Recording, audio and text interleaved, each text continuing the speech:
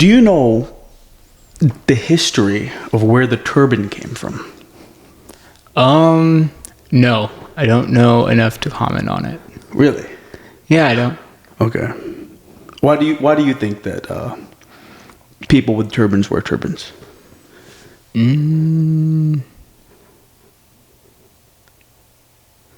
It's like a symbol of like I always thought like people would have different turbans and that would show that the symbol of their hierarchy. But like I that's just me guessing. Oh, like the fancier the turban, the higher in the caste system. It's kind of like how Catholic Church, they have like those hats, and they have like they have like different hats, and so I was like, oh, the bigger your hat is, like. I mean, not quite. Do you want me to? I'll tell you what it is. So this is actually the history of the turban. So this is back in, I'd say this is the early days of aviation, right? So Early 1900s. Yeah, sure. So there's this guy in India, right? He wants to move to America, start a better life for himself and his family. I can't with your face. This is just very recent. It's okay. Just let's get there. All right. Let's test drive it. Got it. Wants to find like a better life for himself and his family, so he decides he's going to move from India to the United States, right? Gets to the airport, and basically this guy, he doesn't really know much about like this whole flying stuff, like, right? It's like very new to the world, and he's not sure how he feels about it, but he knows he needs to get to America. And he's like, you know what, like, I just as a precautionary fail-safe for myself so I can feel better, I'm just gonna pack a parachute with me. So he brings a parachute. He gets there, so he gets to TSA. You okay there? So he gets to TSA, or whatever the Indian version of TSA is, and the TSA agent looks at him and he's like, buddy, what you got here? Are you planning on exiting the vehicle at any point in time? And or the aircraft at any point in time? And he's like, no, man, I just don't really know how I feel about this. Like, it's just a fail-safe just in case something were to happen, I'm able to be okay. And he's like, no, man, like, we're not gonna let you, you're not gonna be allowed to come through with that. Like, and he goes, all right, man, like, well, I guess I'm not getting on the plane then, because I mean, I'm not getting on without this. So he goes back home and he's like, man, I need to get to America. So buddy has the bright idea, takes the parachute, wraps it around his head like some type of hat, goes back to the airport the next day to get on the plane. Same TSA guy stops him. He's like, buddy, I told you yesterday that you what do you think I don't see that? Like, what, you just wrapped it around your head and you think you're gonna get through? And he's like, listen, man, like, and this other guy at this point is like just very determined. He's like, no, this is ridiculous. Like, I know I'm not doing anything bad. Like, I just don't feel safe on this aircraft or whatever you want to call it. Like, he goes back and he gets a bunch of his buddies together. And he's like, guys, like, I need y'all to get with me and ride with me on this wave. We're all going to do this thing. Just do this thing with me. They all congregate together. They start doing this thing. It becomes a thing. They start like getting them all to do it, right? He goes back to the airport a couple weeks later. Same guy stops him. And he's like, buddy, how many times do I have to tell you this? Like, you can't be coming through here with that parachute. And bro goes, no, man, like, now this is a religion and you cannot prosecute me for my religion, and you cannot that's discrimination right there. Like, I'm allowed to wear this as a hat, and I'm allowed to wear this, and I'm allowed to get through. And then hold up, the security guy, he looks in the rule book, and it's like, sure enough, you can't stop people from bringing in religious things. Like, they couldn't tell a Jewish guy to take off his yarmulke, could they? No, so, like, the guy gets through. And, I mean, nothing happens on the plane. He doesn't have to use it. But then imagine what a schmuck they would look like if they went back on it and they stopped wearing the parachutes afterwards. So it just kind of developed into a thing. They kind of, like, all grew up on it. And then, sure enough, that's how the turban came about. Okay, I got one question and then several others after that. Okay. First one is, there's a group called the Sikhs, right? The Sikhs, yes. My great grandmother was Sikh. So, as part of their religious things, they have a little small dagger that they can carry. Wouldn't you say a blade as well as a bracelet? Yeah, so they could be like, "Oh, this is a religious item. Like, let me through," and they're like, "No, you have a dagger." And it's like, it's a religious item, though. I don't know what rule book that variant of it's not even the TSA. I keep saying, like, it's like whatever AI, it's whatever all Indians. No, and this was back in the day too. So whatever technology, and this is like way pre 9/11, so it probably wasn't even as serious back then. So I don't really know. The British were still in control? I honestly don't recall. But this is in India anyway, so Also, the British probably were in control. Also, like, they would have to make multiple stops because planes can't hold enough fuel back in the day to go all the way from India to America. Sure, dude. Yeah, that too. Like, I don't know all the details on all that, but I just know what I was taught, and that's where our culture comes from, man. Because, like, okay, I know Sikhs, they wear turbans. I know Muslims, they wear turbans. But do Hindus wear turbans too? I want to say definitely depends on the kind of Hindu you are. Yeah. But they can. They definitely can. I mean, and also, I've seen there's different variations of the turbans. Like, some of them, it's just white, and you know Mojo Jojo from Powerpuff Girls? Looks like that. The green guy looks like that. But then other ones are, like, you know, bigger, taller, whatever. And I'm like, I wonder, like, why there's so many different parachute variations.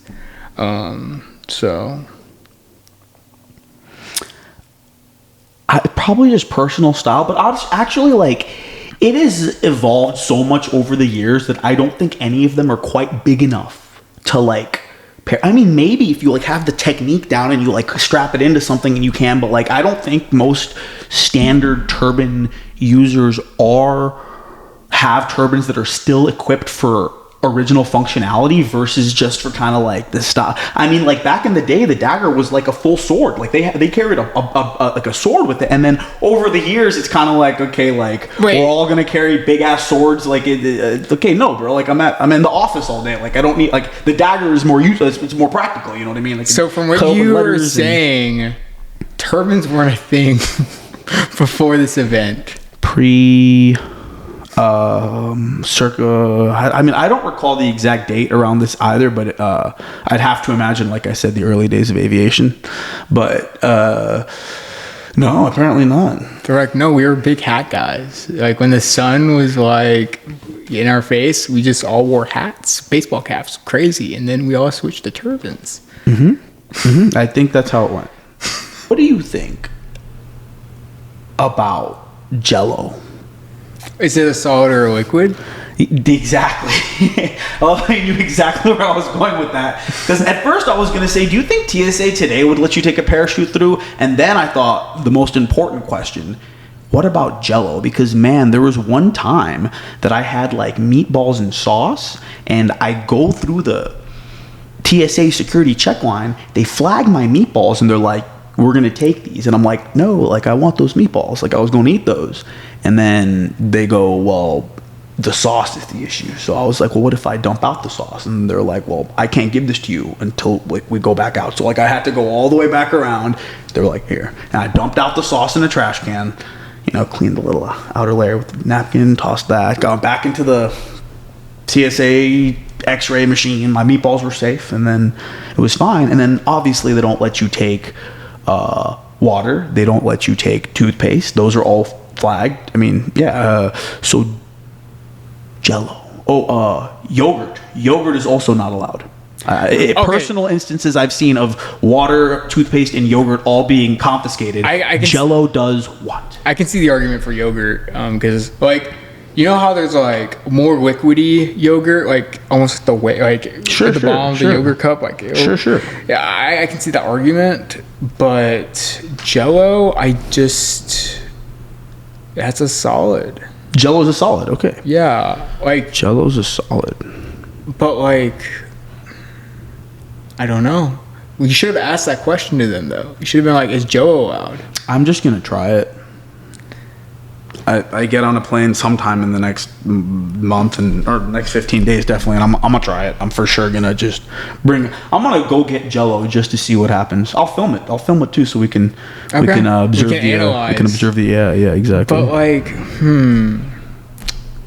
I'm trying to think of other things that they would be like, ooh, this is kind of close, but like we can't allow it. Like, what else? I guess Joe's like the closest one between solid and liquid, because that's the only, like, no one cares. Like, gas and liquid, no one gives a fuck. There's not really anything. Okay.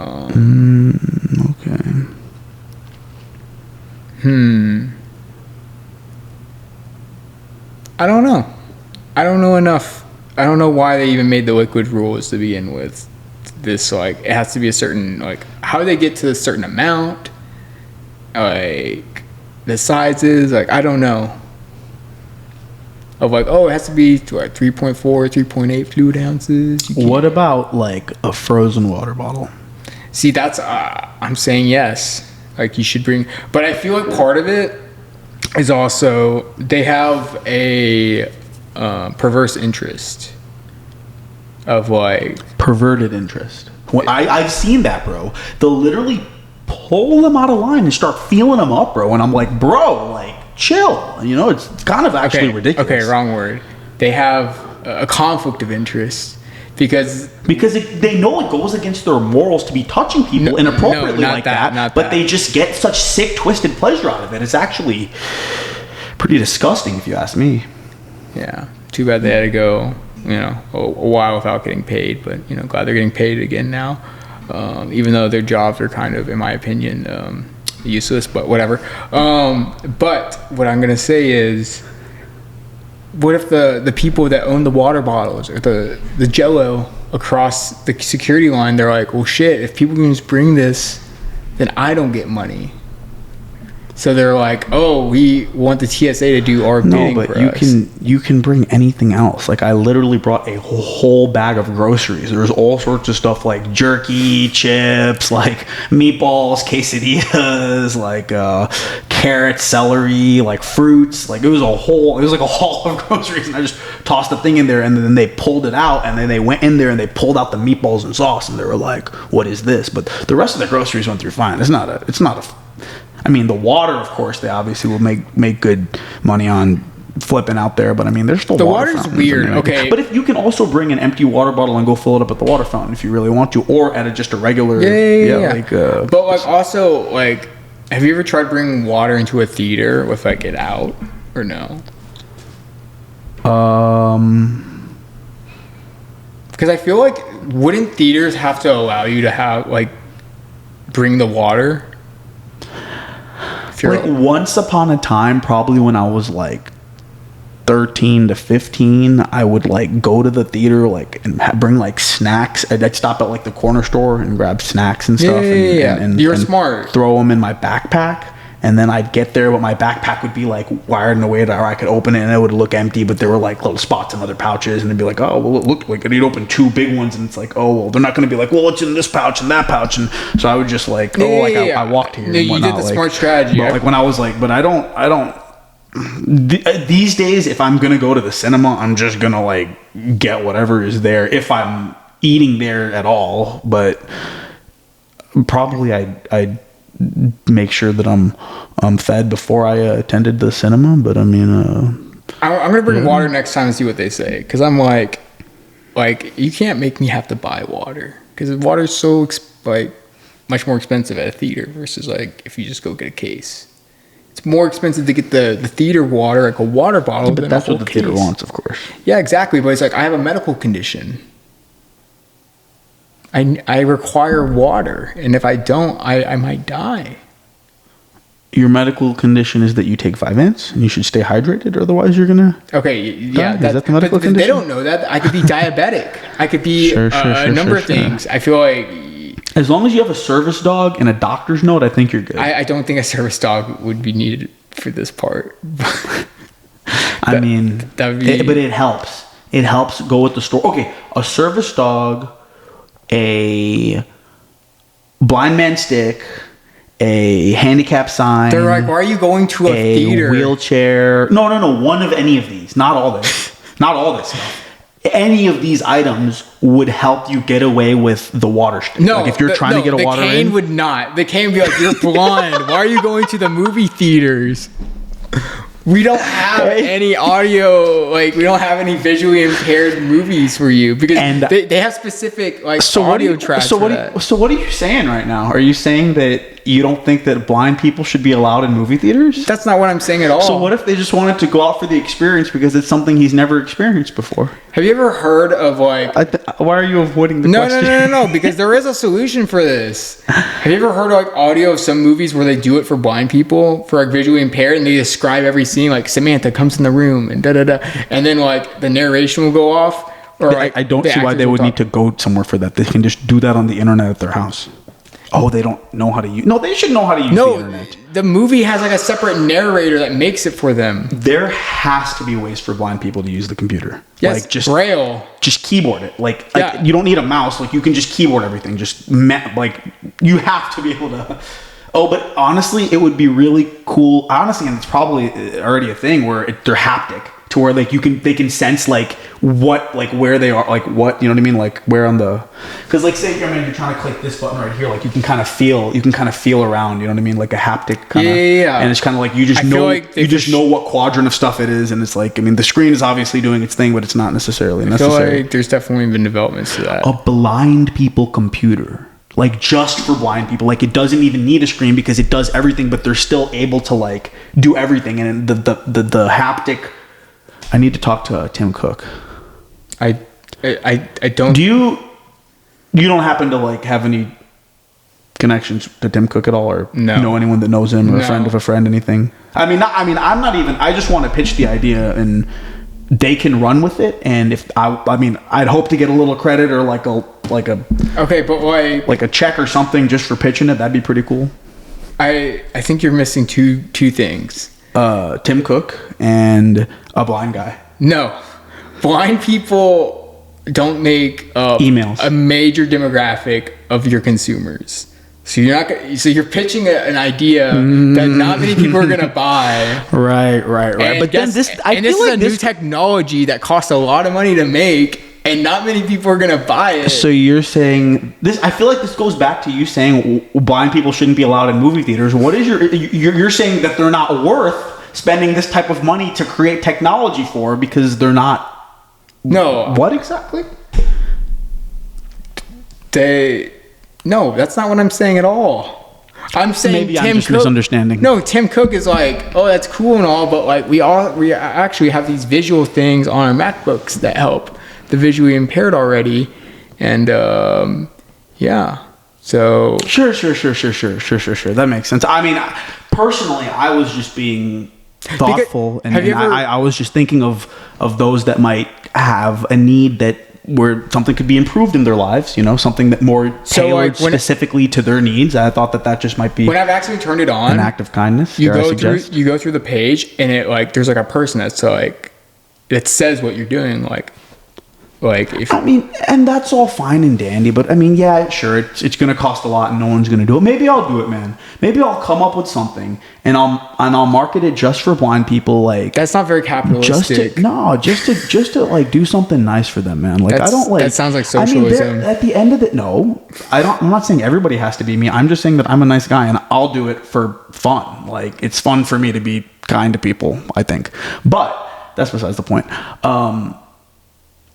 Yes, we get it specifically for them, just to do something nice for them and give something back to them, because, you know, their lives are already tough and the rest of us got it easy compared to everything that they know about like what life is. So I mean, like, somebody should think of the less fortunate, And here's when I the difference between this type of less fortunate and some other types of less fortunate, or this type of less fortunate people are unable to change their circumstance. Like, being blind is something that they didn't choose. They're not able to remedy. I mean, for some, of course. I mean, but that's the type of philanthropy that I'd prefer. Someone that there's nothing they can do about it. You know what I mean? Versus like somebody that could fix their circumstance, although they choose not to. What if you invested in technology to make them not blind anymore? I mean, that is actually a great idea, bro. But that one's all you. I'm gonna let you do your idea. I'm gonna do my idea. But you know what I love about this? You know what I love about this is that we're helping the blind people together, the two of us, bro. That's brotherhood right there, man. That's what people need to do. Get together with your friends and find a marginalized, or not marginalized, but a disadvantaged group that circumstances are not of their own control, and do something nice for them, man. Like, just help a blind guy out, man, or whatever kind, or a you know what, I'm not doing it. Go, your turn. Well, I feel like deaf people. I was gonna say a Down syndrome person. Oh, I was gonna say or a Down, but then I was like, you know what? Like, we can do a whole segment on Down syndromes another time. I don't want to go off topic right there, because that one's gonna get me off topic. Yeah, it's just In a great way. I love the Down syndrome people, like more than myself. Like why'd you just do a Trump? I love the Down syndrome people, and you did the accordion. What accordion? You did one of those. You could just be like, oh yeah, I fuck with Down syndrome people. You're like, I love the Down syndrome. I mean, hey, man. I love my African American. I mean, that's cool too, man. Me too, man. Like, all of the above. I'm not a discriminatory type of person. I'm sorry, when you say that, you don't sound sincere about black people. You're like, I love my African American. I didn't say that. No. Oh, I see what you're saying. No, I mean, hey, man. Like, I mean, I don't know, man. I don't know enough to speak on the matter, but yeah, we should help deaf people out. Okay. Wait, you mean blind? Oh, yeah. Deaf people, I feel like... Bro, they're busy. They're busy doing their own thing. But, like, deaf people, they Shout out DPSN. They got their language, like, they got their sign language. Some of them, like, crazy hearing aids. Yeah, that's... Oh, bro, do you know Deaf Chris? Hey, shout out Deaf Chris. Honestly, dude. Deaf... Oh, fuck, he wouldn't... He would not like what I was. No, actually, he wouldn't give it. Actually, I don't give a shit. Whatever. Deaf Chris is a guy from Corpus. He's cool, dude. He's a Corpus guy, but like, he's not. He's got hearing aids, and But here's the thing about Deaf Chris, where he loves to brag about being deaf. He's always like, yeah, man. Like, if I don't want to listen to what they're talking about, I'll just pop them out or turn them down. And it's like, it is funny. It's a funny bit, but like, it's How old is Deaf Chris? Deaf Chris is like. No, when's the last time y'all spoke? I'm going to be honest, bro. If you go to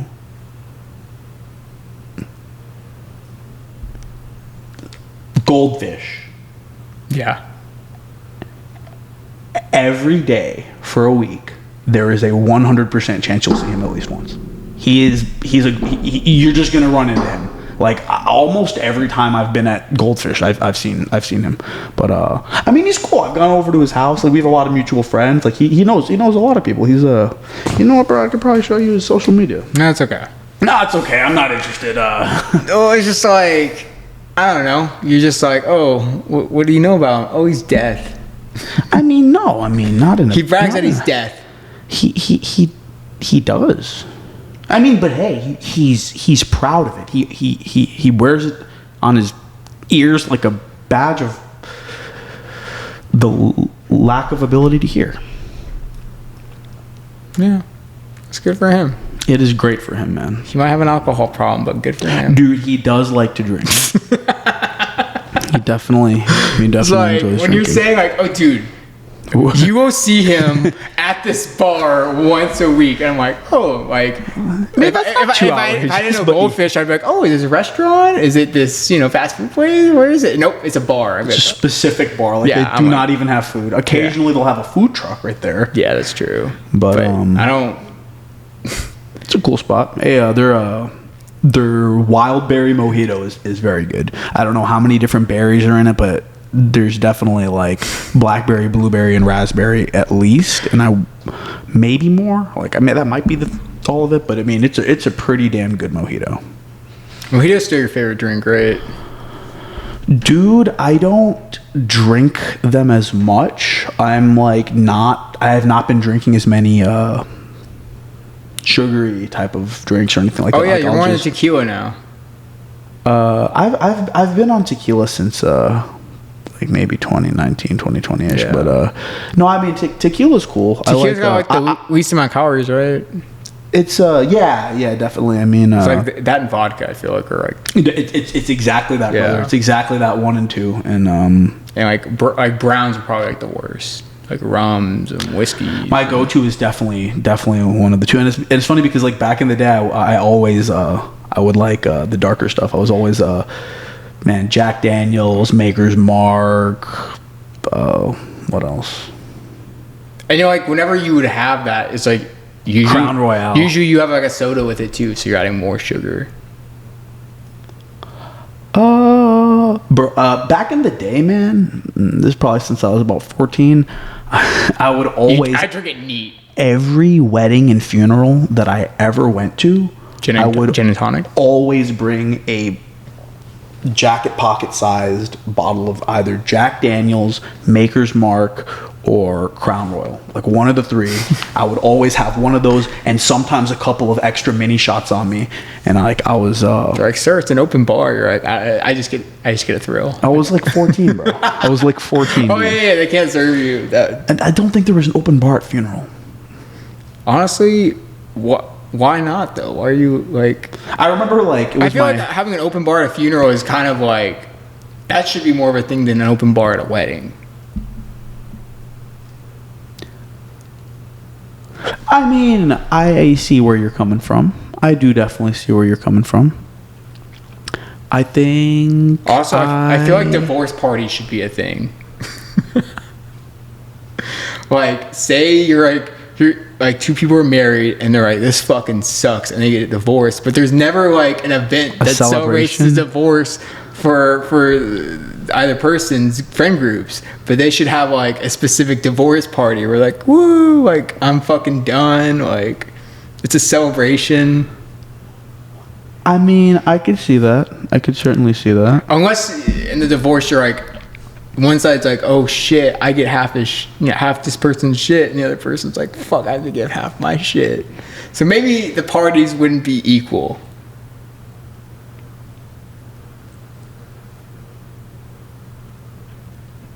Yeah, that is true. That is true. I mean... It's a half-baked idea. Half-baked ideas of Charlie. Divorce parties. I heard one where it's like, you can get like, whenever you need new tires, you have like a NASCAR crew that you can just pay for to do it for you. But it's like a little more expensive, but it's like, I can replace all your tires in 10 seconds and you can be in the car while we do it. And like, that'd be kind of sick. Is that a thing? No. You're saying it should be a thing? No, I'm saying it's a half-baked idea. Just so people who get the thrill and they're like, oh, fuck yeah. Like, I feel like a race car driver. And then you can just peel out as soon as like they replace your tires in your car and you have like a little track you can just take for a little bit and then you can just go home. And they're like, oh yeah, I got to go to this place at 2:52 and 20 seconds because that's when I'm up. Because they have like this pit crews doing other cars too. Because people are paying for the experience of getting the pit stop. Interesting. So it's almost like a car wash, but a little different. Well, you could offer the service at a car wash, practically. But you're changing tires. So a lot more expensive than a car wash. Yeah. Yeah, that's fair, man. You're like, that's wait, a valid point. What if they washed your car and changed your tires? I'm like, I don't think they can wash your car in 10 seconds, though.